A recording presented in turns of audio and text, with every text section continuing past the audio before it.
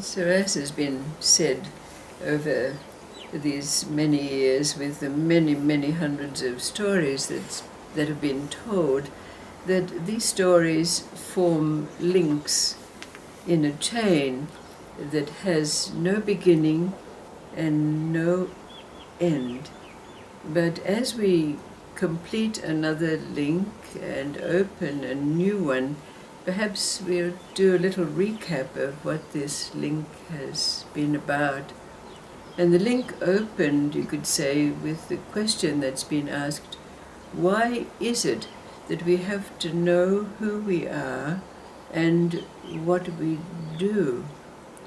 And this was followed, after inquiry, by the question: how do we know where we are, knowing that we've walked a spiritual path on which we've experienced our karma being burned, our conditioning being stripped away, and our belief systems shredded? And it was suggested through anecdotes that there were 3 signs that we can be aware of. One of them is that we find ourselves living intensely in the present. And in that intense present, we find that we have no self that we can find. There's no self present in the experience. And then, because of that presence, we find that every experience we have has a beginning, a middle, and an end. So we never have any unfinished business. But then, as we went along, we came to realize that in that presence there is a thread, we might say, a continuum that we're now aware of, that never goes away in our life, is always with us in presence, in the present moment. So there are several simple stories that seem very obvious, and yet in this context we can say that they close one link and open another. Let's see where they lead us. The first is that old story of the great Sufi sheikh Al-Ghazali. Now one day Al-Ghazali received a messenger from the king of a neighboring country, who demanded Al-Ghazali's presence because he was expecting an ambassador from another country and he needed Al-Ghazali's input at that meeting. But Al-Ghazali, the great sheikh, sent back a message with the messenger to say, since the air of this place is conducive to my health and I cannot bottle it, I will not be able to attend as you request. Now the king was very angry about this, but as it happened, the visit of the ambassador was cancelled. But several months later, as it happened, Al-Ghazali arrived at the court of the king just as an assassin was about to enter and do his job on the monarch. So Al-Ghazali was able to intervene to enable the soldiers to come along and dispose of this assassin. Now after this, the king said to Al-Ghazali, now I know that I have to be very grateful for your saving my life, but I'm still angry at you because you didn't answer my request to attend me when I called you.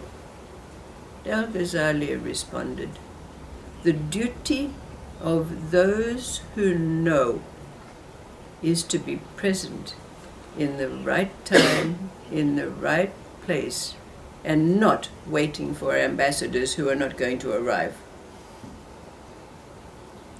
And the second story is about the king who gathered all his soothsayers, his advisors, and his astrologers and astronomers around him to ask them 3 questions.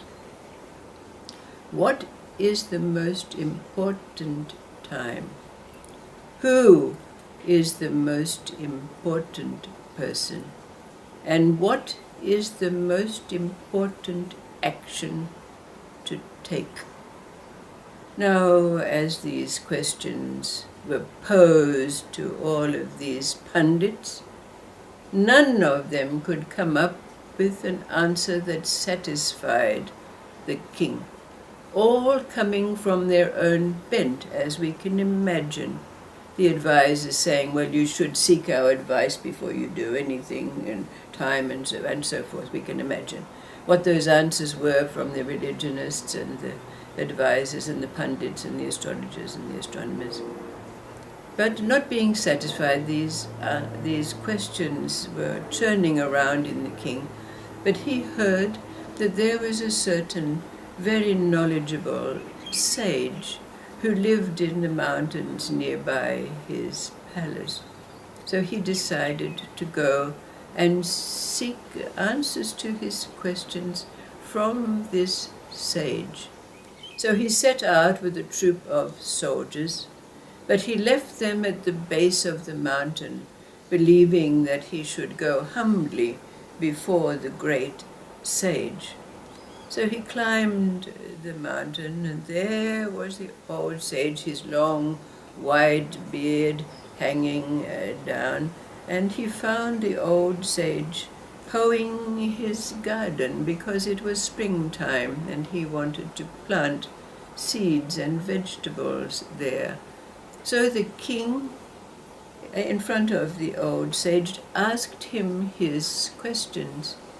And the old sage just gestured to him to go and sit by the side of his garden patch while he went on with his work. And the day passed, and the king got very impatient, and he got up and, he asked the old sage, well, are you going to answer my questions or not? And the old sage again just sit there patient. And so the king sat down again and was, waiting anxiously for an answer. But then he began to notice the old sage sweating and the signs of the fatigue that come with hoeing those garden beds became very obvious to him. So the king said, can I help you with that? You obviously, yes, said the old sage. So the king came and he started to do the hoeing. And of course he was sweating. This was most unusual work for a king. But he hoed the beds when the day passed. But then as the sun was going down and the king kind of rested on his hoe, he suddenly remembered why he was there, and he said, well, are you going to answer my questions or not? And the sage didn't say anything, but just at that very moment, when the king was about to take his leave, because obviously he thought he's not going to get his questions answered, they noticed a man staggering out of the trees with a great gaping wound in his stomach, blood pouring forth and his innards hanging out. And so immediately the king and the sage rushed over to the man and went to assist him. Well, it went on that the king took off his own garments to make a bandage to put on the man's terrible wound, and they ministered to him and managed to carry him into the sage's little hut and put him down to rest. By this time, the man was unconscious, had gone into a state. But of course the sun had set, it was now evening time, and the king was absolutely, totally exhausted after his unusual effort, so he just leaned against the door jamb and went to sleep. And he stayed there for the whole night, just resting against the door jamb. Well, when he shook himself awake in the morning, he looked over to where the wounded man was, and the wounded man was now awake and alert. And the wounded man was looking over at the king, and he was crying, tears flowing down his face, saying, "I'm so sorry, I'm so terribly, please, I'm so very, very sorry." And the king was perplexed about this. What was the man was raving or something? And then the man explained. He said, you know, I'm an assassin, and I was coming up the mountain to kill you because your country invaded my country, and you killed my family, and you took all of my goods, so I set out that I was going to assassinate you. But as I was coming up the mountain, I met your troop of soldiers, and they recognized me as an alien and attacked me, and this is where I got my wounds. But now you've saved my life. I dedicate my life to you. I will give my whole life to you from now on. And the king said, no. You owe me nothing. But in return, the king said, I will give you back all of your property, all that belonged to you, with my apologies to you for the devastation that's been placed on your life. Now, this seems to be almost the end of the story. But then the king remembered why he had come up to this great sage. And he said to the sage, well, what about my questions? And the sage said, but you've already answered them. And then the sage went on to elaborate on these, the answers to these questions. What is the most important time? Who is the most important person? What is the most important thing to do? What answers come to you from the experiences of the king, just like the answers come to us from the experiences of life? When these experiences are encapsulated in a beginning, a middle, and an end, there's always an awareness, a realization that comes, isn't there? What is it that comes for us out of this story? What are the confirmations, the answers that the king received to his question?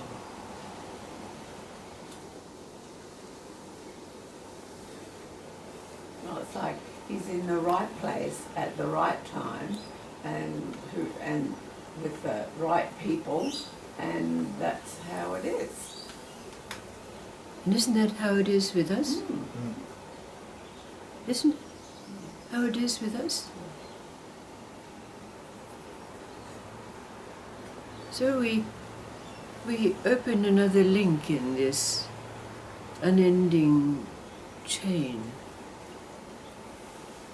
Does it?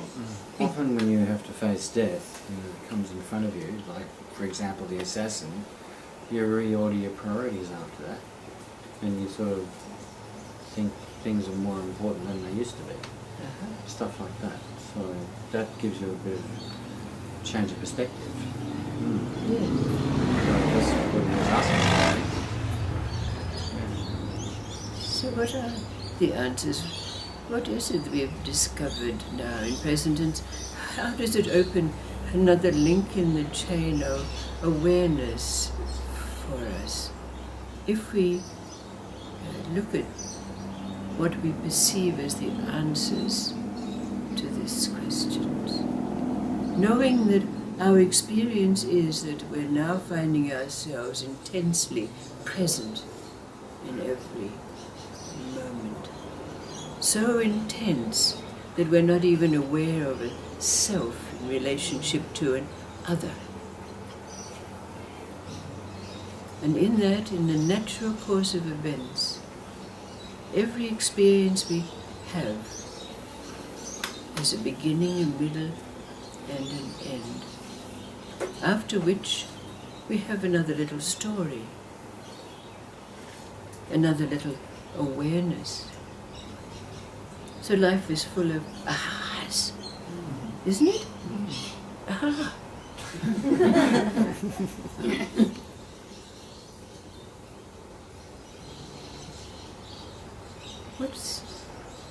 What would the sage say to this king in explanation of, yes, you've already had the answers to your questions. What is the most important time, the most important person, the most important action? It's now what we have in front in our plate just right now. Mm-hmm. Is the most important. So could it be that this new link that has been opened in this endless chain is about our relationship with life now?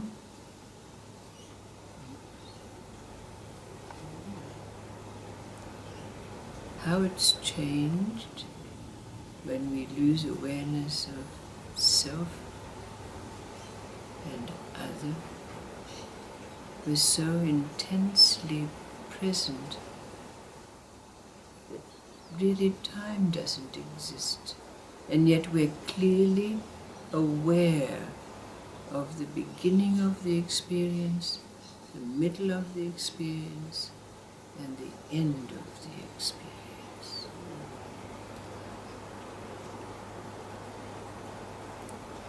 So perhaps it takes us back to that old question. What is the relationship between the stillness of presence and the movement of life with its cycles, its patterns?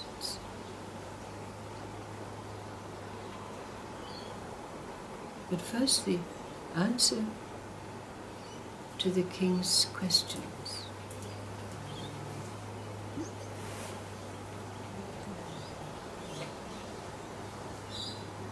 Okay, the most important time now,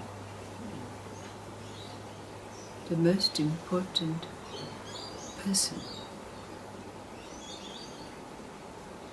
Susan, thank you. It could be the next one, the person that is needing assistance. Absolutely. But if you are not there, then Unfinished nothing business. exists. So No. I think the most important is both. Right. And the most important action. Be present. And whatever you Do don't what have. needs to Can you stop what's coming out of your mouth now No. when you're in front of someone? Like we So did before. before you Or if I mind say that they might get hurt, or this might happen, No. or that might happen. So what's the most important action? Which Silence. out what we speak. What Silence. response? What comes out, isn't it? Yeah. In And it's relationship to that person. And when it comes out, it's like it's not from the mind because No. you said it and go, oh shit. No. Oh, ha ha, oh, or whatever, but it's No. not been manipulated or contrived. It's No. and go, oh well, whatever will come from that will come from that. Right on. So have we answered those So questions? it's whatever's there is the right action. Absolutely. And it takes you by surprise sometimes because you, I'll do this week for that. And like the king, he didn't think twice about ripping off his clothes and banding, you know what I'm saying? So he had.